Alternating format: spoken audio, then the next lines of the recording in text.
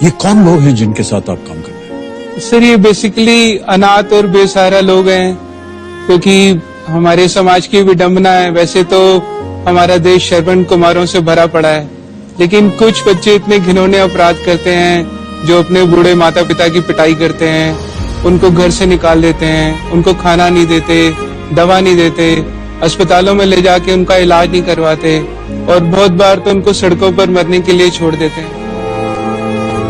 मतलब इतने भयानक केसेस हमारे यहाँ पर आते हैं। जैसे सर एक एडमिशन आया जिसमें एक लड़के ने अपने बूढ़े पिता को 10 साल से कमरे में बंद किया हुआ था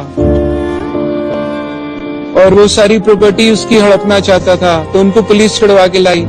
सर एक एडमिशन ऐसे आया जिसमें एक लड़का गाड़ी में आया, बोलता है कि मेरी मदर को एडमिशन दो, तो और बहुत प्रतिष्ठित परिवार से थे।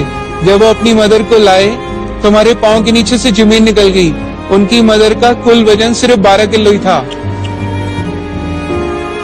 सर उनकी 100 एकड़ जमीन थी और बेटे ने अपनी मदर को 5 साल से टॉयलेट में बंद किया हुआ था। बोलता है सारी प्रॉपर्टी मेरे नाम करो, बहनों को नहीं देनी।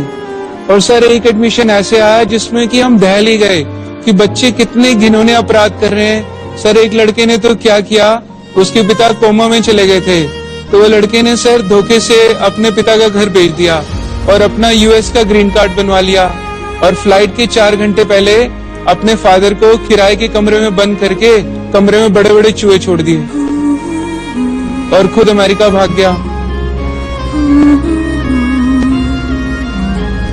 इसके अलावा सर क्रूएलिटी इतनी चरम सीमाएं पार कर चुकी है कि इंसान सिर्फ अपने ही शल में होकर रह चुका है। हम पत्थर दिल और कठोरता की तरफ बढ़ते जा रहे हैं। तो सर मैं आधी रात को जाकर ऐसे लोगों को सड़कों से ढूंढता हूँ जिनको कीड़े पड़े होते हैं,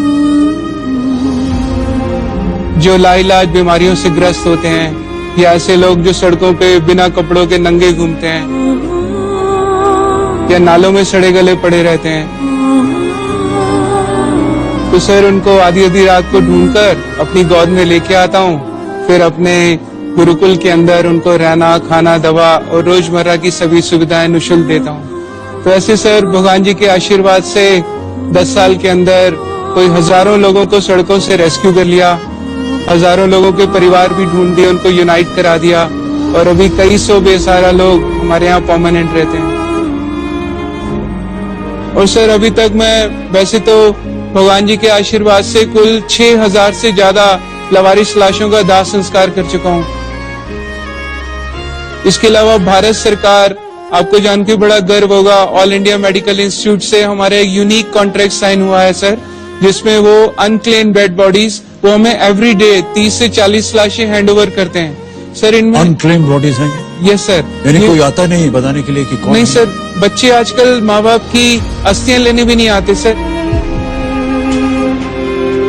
పేరెంట్స్ గురించి ఖురాన్ ఏమంటుందంటే, నీ ప్రభువు ఇలా నిర్ణయం చేశాడు, మీరు కేవలం ఆయనను తప్ప మరెవరిని ఆరాధించకండి, తల్లిదండ్రులతో మంచితనంతో వ్యవహరించండి, ఒకవేళ మీ వద్ద వారిలో ఒకరు గాని ఇద్దరు గాని ముసలివారై ఉంటే వారి ముందు విసుగ్గా ఛీ అని కూడా అనకండి, వారిని కసురుకుంటూ సమాధానం ఇవ్వకండి, వారితో మర్యాదగా మాట్లాడండి, మృదుత్వము దయాభావము కలిగి వారి ముందు వినమ్రులై ఉండండి, ఇలా ప్రార్థిస్తూ ఉండండి, ప్రభువు వారిపై కరుణ చూపు, బాల్యంలో వారు నన్ను కారుణ్యంతో వాత్సల్యంతో పోషించినట్లు